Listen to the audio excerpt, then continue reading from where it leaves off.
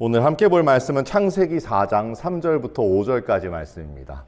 창세기 4장 3절부터 5절까지 우리 함께 성경 말씀 읽어보도록 하겠습니다.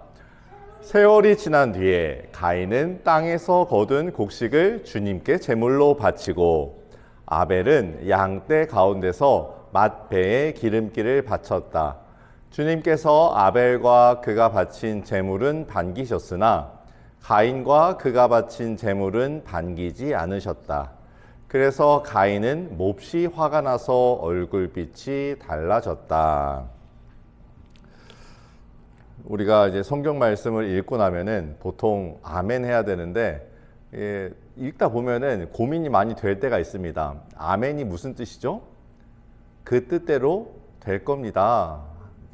성경 말씀에 동의를 하는 거예요. 근데 이제 오늘 마지막 구절이 가인이 몹시 화가 나서 얼굴빛이 달라졌다 하는데 이제 아멘 하면은 이게 하나님과 우리 사이의 관계가 묘하게 좋지 않으니까 이럴 때는 아멘을 안 하셔도 됩니다.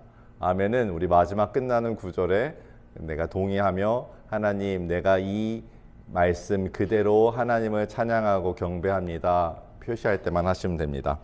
오늘 제목은 가인과 아벨입니다. 많이 들으셨던 얘기고요.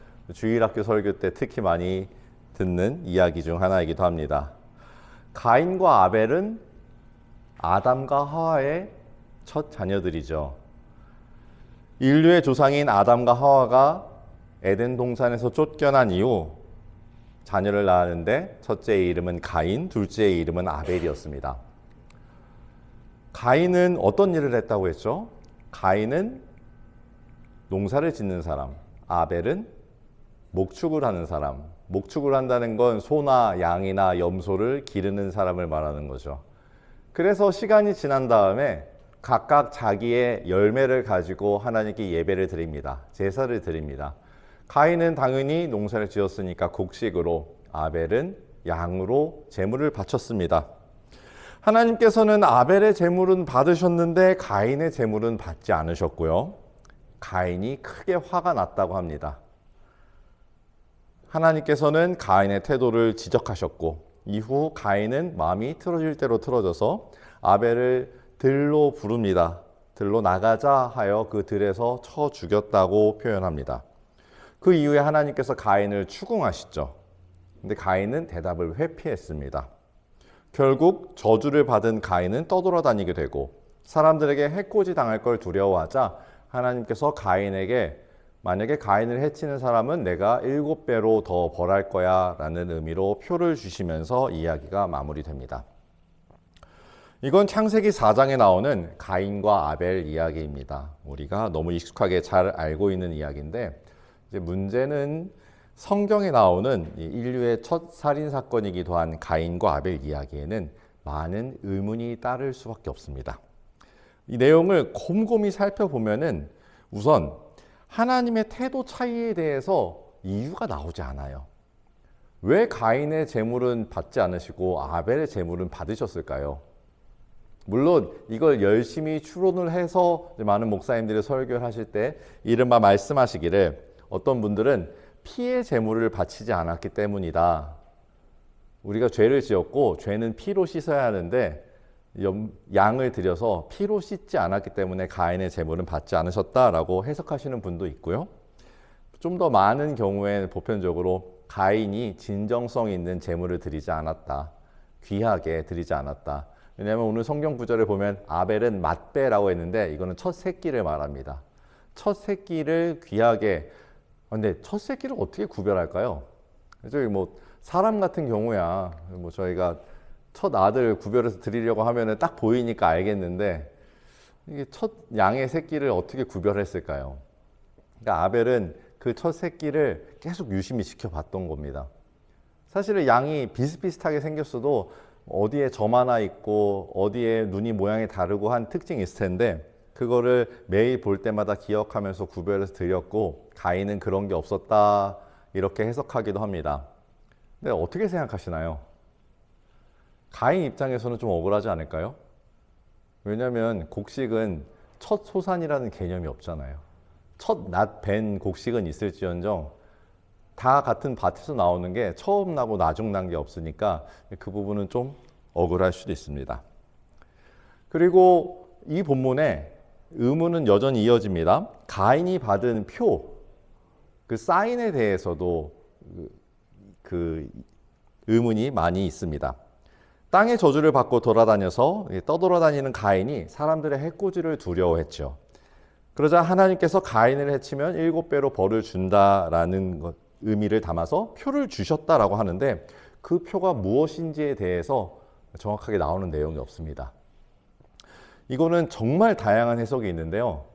이제 요새 들어서 많이 하는 해석은 대체적으로 내적인 마음의 변화일 거다. 어떨 때에는 죄의식일 수도 있고 어떨 때에는 그럼에도 불구하고 하나님께서 용기와 기회를 주셨다라고 해석하기도 합니다. 그런데 이게 중세시대에 실제로 표현할 때에는 가인의 이마에 뿔이 났었다라고 표현을 하기도 합니다. 그래서 실제로 중세시대 예술 작품들에는 사람 이마에 뿔이 난 사람이 있는데 그 사람이 바로 가인이었다더라 라고 얘기를 하기도 하고요.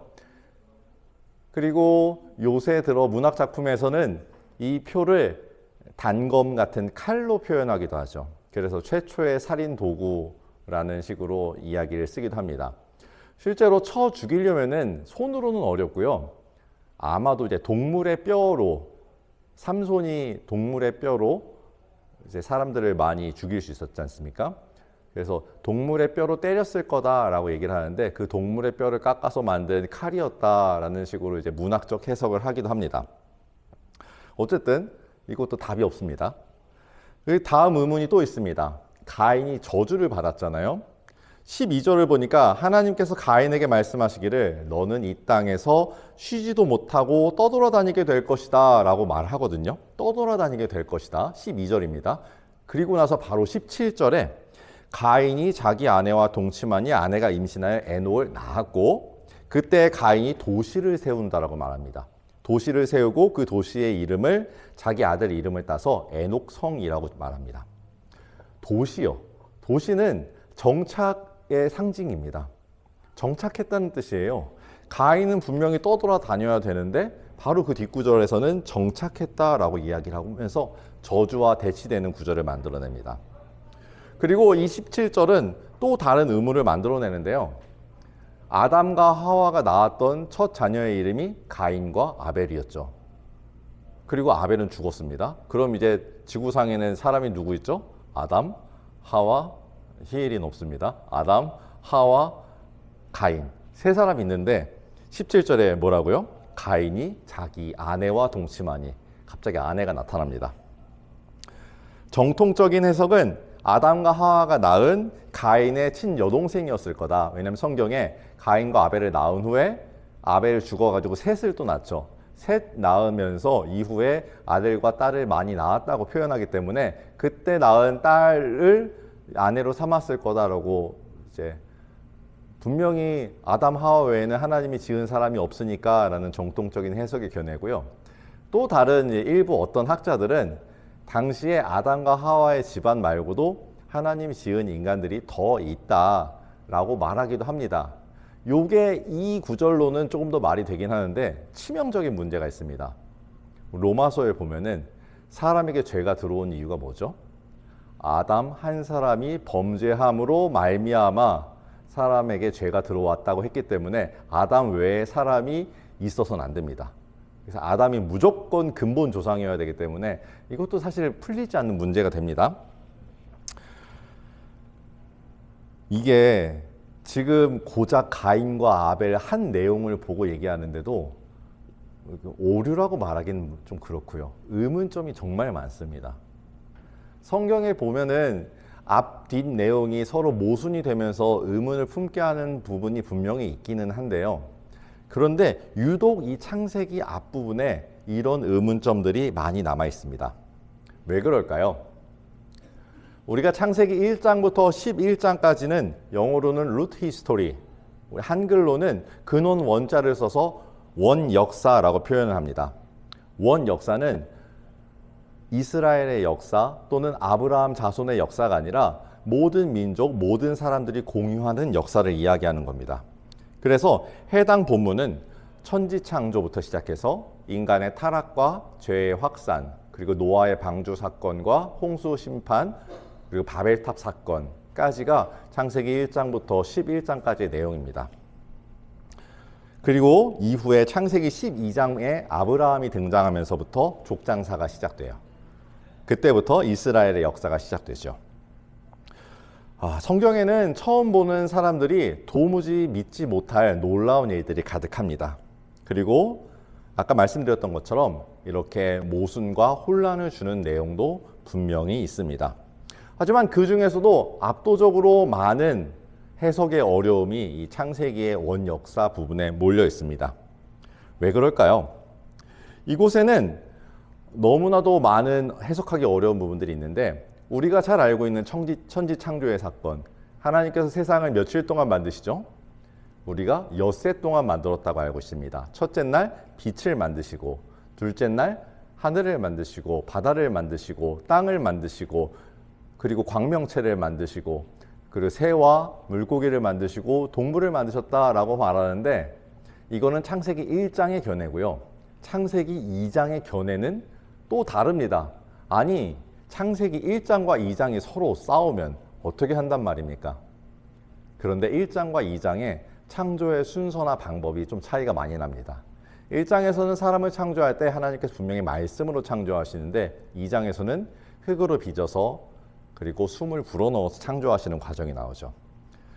그리고 이후에는 이제 가인이 범죄한 이후에, 동생을 죽인 이후에 분가했을 때 그 가인의 계보에서 고대 시대에는 등장할 수 없는 악기들이 등장한다든지, 그리고 가인의 자손 중에 두발 가인은 대장장이었는데 이 시대에 청동과 철을 다루는 야금술이 있었다고 얘기를 하는데, 철은 지금으로 따지면 핵무기 같은 재료였습니다.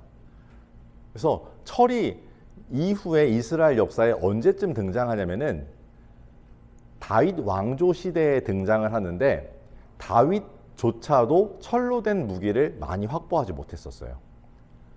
국가의 크기로 따지면은 이스라엘이 블레셋보다 훨씬 컸습니다. 그런데 블레셋한테 이스라엘이 꼼짝도 못하잖아요. 왜냐하면 블레셋은 바다에 위치한 곳이어서 당시에 철을 생산하고 유통하던 히타이트, 그러니까 성경의 헷 족속과 아주 활발하게 거래를 하고 있었습니다. 헷 족속은 당시 핵무기를 보유한, 철기를 보유한 문명이었고요. 헷 족속과 이집트는 그걸 보유했는데, 블레셋까지는 보유했는데 이스라엘은 보유하지 못했었어요.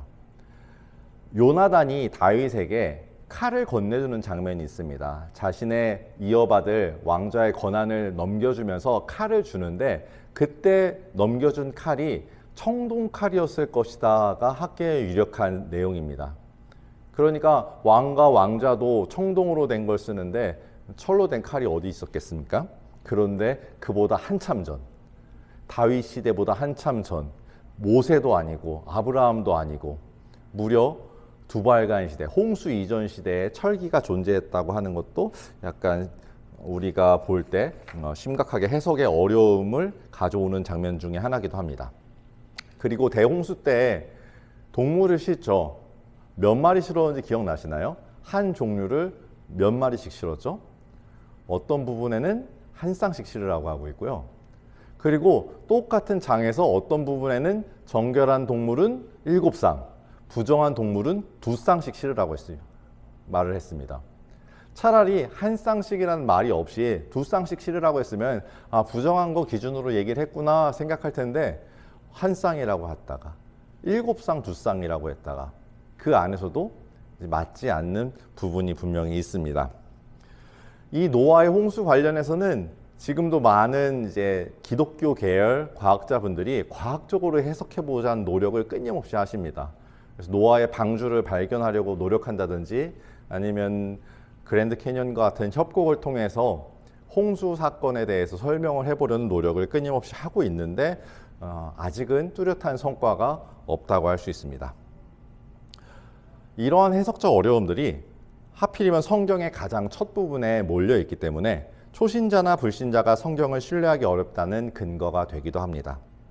그리고 모세오경 중 첫 권이기 때문에 모세 시대의 전체 내용이 기록되어 있다 하더라도, 심지어 그 내용이 모세도 전달받은 것이고 아브라함 때부터 있다고 치더라도 이 창조론의 이 창조론의 원형이 아브라함 때보다 1000년도 빠른 시기에 이미 메소포타미아 바벨론 지역에 존재하고 있다는 점이 우리가 생각해 봐야 하는 점입니다. 당시 근동의 타 민족 신화에도 창조에 대한 내용, 에덴 동산의 모티프와 비슷한 이야기, 그리고 대홍수에 관해서는 심지어 방주의 건설 명령, 방주의 구조, 재질, 방주가 산에 멈췄다는 것, 거기에서 까마귀와 비둘기를 날려 보냈다는 것까지 동일하게 일치하는 것들이 타 민족의 홍수설화에 나타나 있습니다. 지금까지 끊임없이 문제를 제기했는데요. 그래서 어쩌라는 걸까요? 지금 이 생각을 하시는 분이 있죠. 어쩌라는 걸까요? 그냥 믿거나 말거나 믿으면 좋고 못 믿겠으면 말아라 얘기하는 걸까요? 성경이 우리에게 이 이야기를 들려주는 이유는 무엇일까요? 아니면 첫 장부터 시작돼서 이게 다 허구라는 증거일 뿐일까요? 또는 기존의 신화를 표절했다는 증거였을까요? 우린 성경을 볼 때 한 가지 치명적인 오류에 빠지기 쉽습니다. 성경이 역사적 사실을 말한다라는 생각입니다. 역사적 사실만을 기록한 책을 우리는 역사책이라고 하죠. 심지어 역사책조차도 역사책을 기록한 저자의 역사관을 반영해서 사실과 의견이 섞이기 마련입니다. 심지어 성경책은 애초에 역사책이 아니기도 하고요.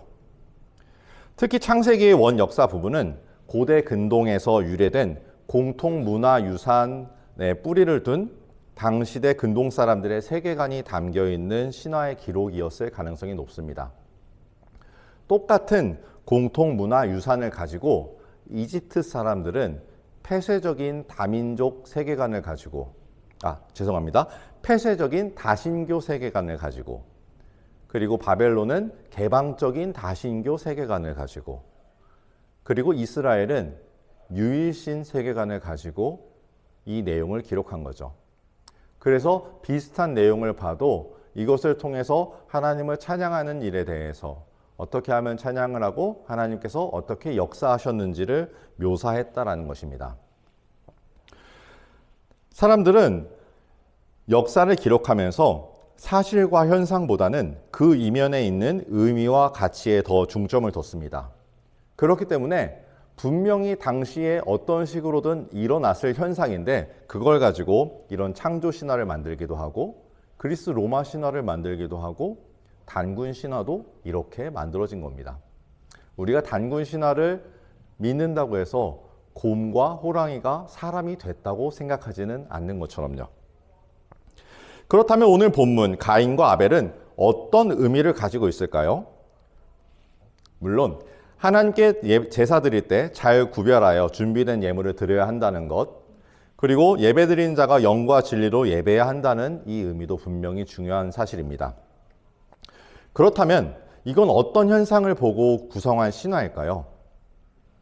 농사 짓는 가인, 양을 치는 아벨, 농사와 목축. 이것은 농경 문화와 유목 문명의 충돌을 의미합니다. 한 곳에 정착하던 농경 민족은 빠르게 인구수가 늘 수밖에 없었고 포화와 확장을 반복하면서 주위의 유목 민족들과 끊임없이 충돌했을 것입니다. 어느 날 큰 전쟁이 벌어졌고 농경 민족들이 압도적으로 승리하며 많은 유목 민족들의 피를 흘리는 것을 보고 후대에 가인과 아벨, 농사 짓는 자와 양 치는 자의 다툼으로 묘사했을 가능성이 높습니다. 그런데 보통 역사는 승자 기준으로 기록되기 마련이죠.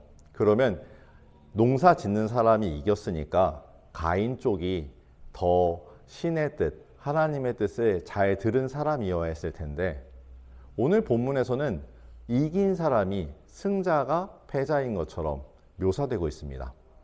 왜 그럴까요? 승자 가인이 저주를 받은 이유는 무엇일까요? 그것은 이스라엘이 유복 민족이기 때문에 그렇습니다. 모세오경이잖아요.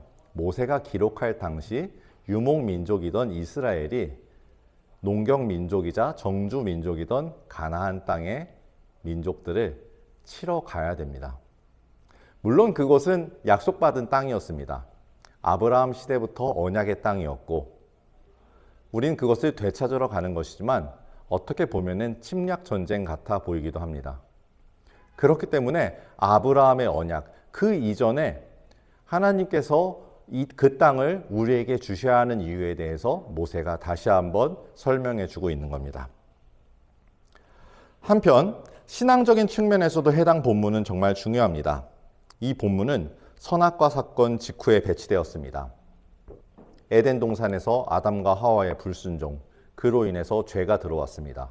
죄가 들어오자마자 사람에게는 어떤 변화가 생겼을까요? 가장 먼저 하나님의 신이 사람을 떠났습니다.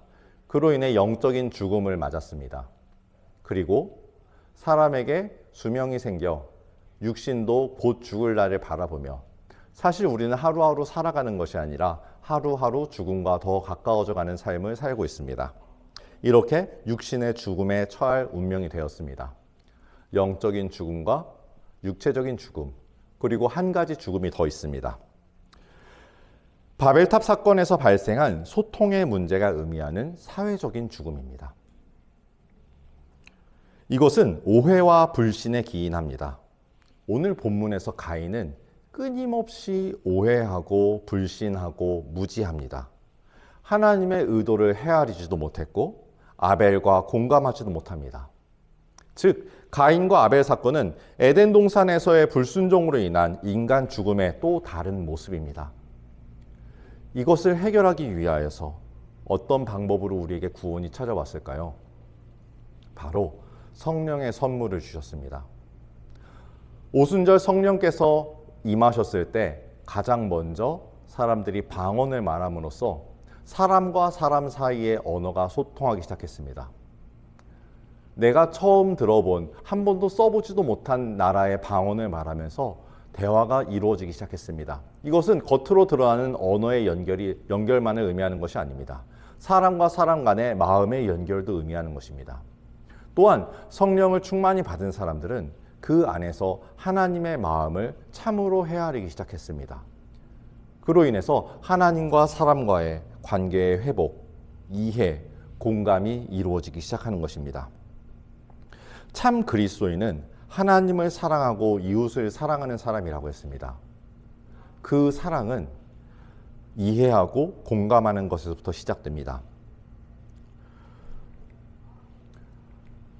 마지막으로 오늘 본문에 나온 또 다른 회복 한 가지를 나누고자 합니다. 아벨을 죽이고 땅의 저주를 받은 가인의 이후의 삶은 어땠을까요? 끊임없이 방황하면서 정착하지 못하는 그 가인의 삶은 영원히 멸망하고 다시는 회복할 수 없는 그 나락에 빠졌을까요? 모세오경이니까 다시 모세한테 찾아가 보겠습니다. 40살 모세가 살인을 저지릅니다. 나의 백성 히브리인들을 핍박하는 이집트의 감독관을 죽이고 파라오의 눈을 피해 멀리 도망칩니다.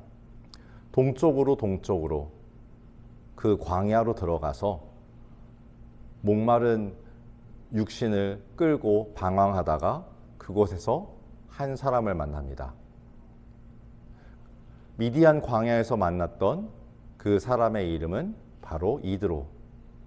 이드로는 미디안의 제사장이었다라고 말합니다.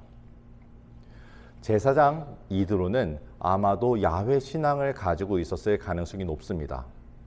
이후에 모세와 이스라엘 백성들이 출애굽하여 홍해를 건넌 후 이드로가 마중 나와서 너희들에게 있었던 놀라운 일을 내가 들었다. 내가 비로소 야훼 하나님께서 참 하나님임을 다시 한번 알 수 있겠다라고 고백하는 장면이 나옵니다. 따라서 이드로는 이전에도 이미 야훼 신앙을 가지고 있었던 하나님의 제사장임을 알 수 있습니다. 모세가 40살부터 80살까지 약 40년 동안 광야에서 연단을 받을 때 모세의 곁에 있었던 것은 양만이 아니었습니다. 그의 장인 어른이기도 한 이드로가 모세의 신앙의 스승이 되었습니다.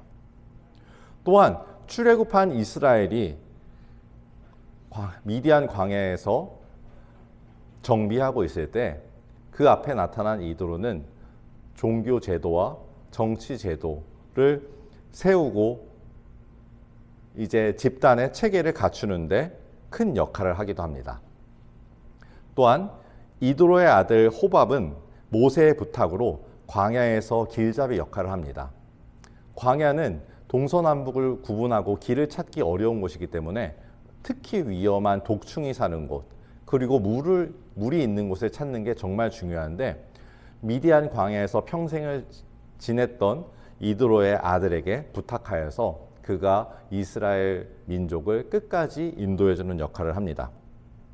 또한 이들은 고도의 대장장이 기술을 가지고 이스라엘 군대의 무장을 돕기도 합니다.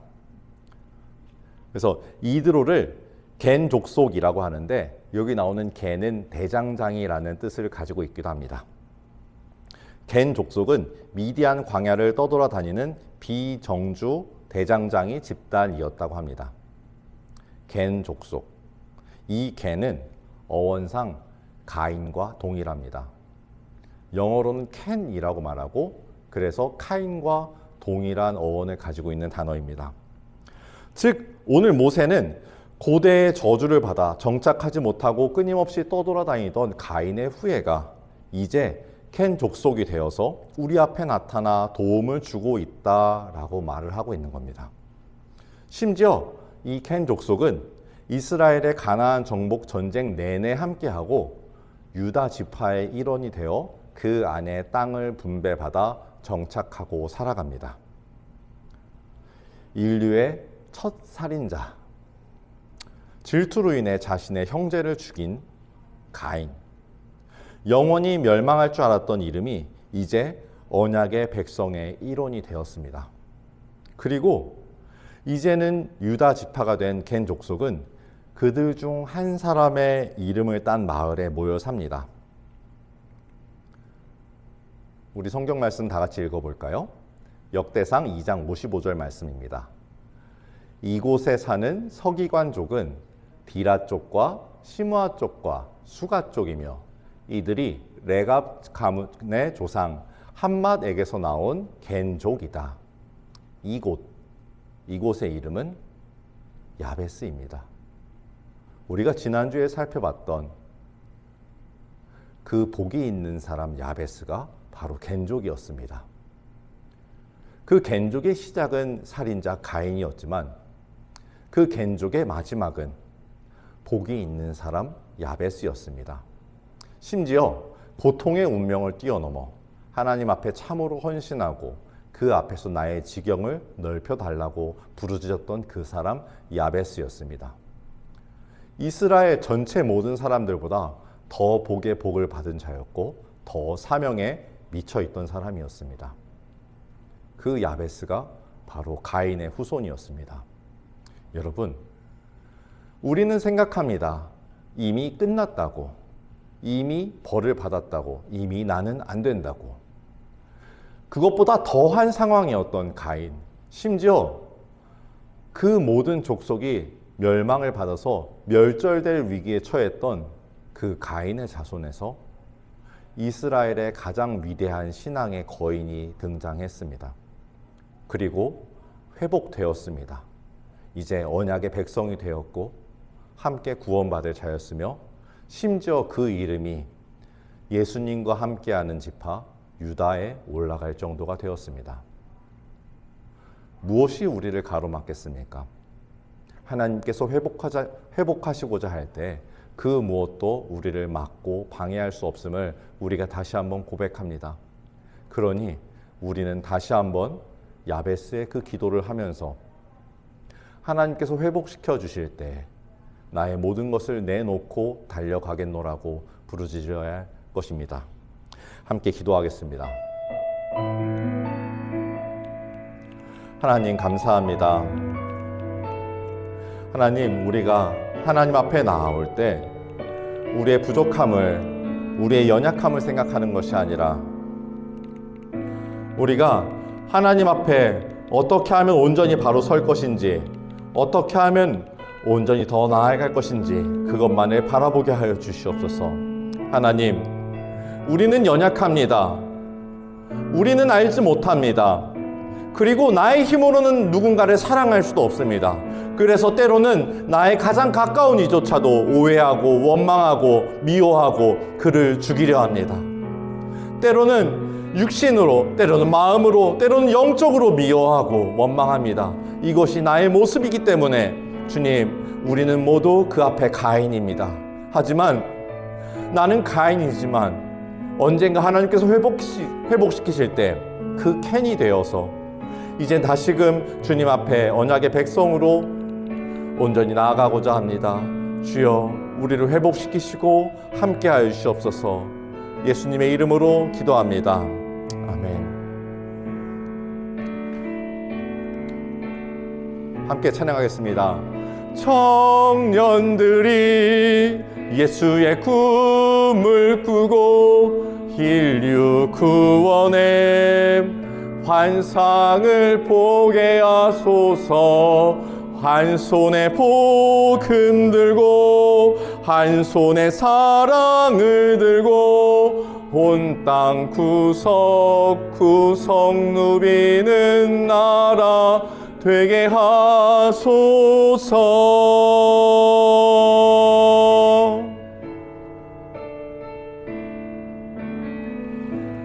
이 땅에 하나님의 나라가 이뤄지게 하옵소서. 모든 사람의 마음과 교회와 가정에도 하나님 나라가 임하게 하여 주소서. 주의 청년들이 예수의 꿈을 꾸고 인류 구원의 환상을 보게 하소서. 한 손에 복음 들고 한 손에 사랑을 들고 온 땅 구석구석 누비는 나라 되게 하소서. 이 땅 구석구석에서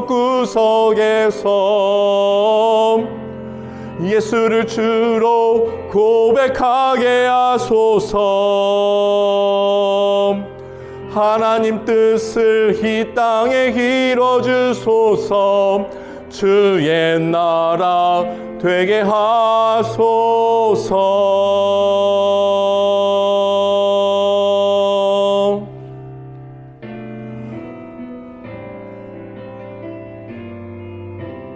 구원의 환상을 보게 하소서. 한 손에 복음 들고 한 손에 사랑을 들고 온 땅 구석구석 누비는 나라 되게 하소서.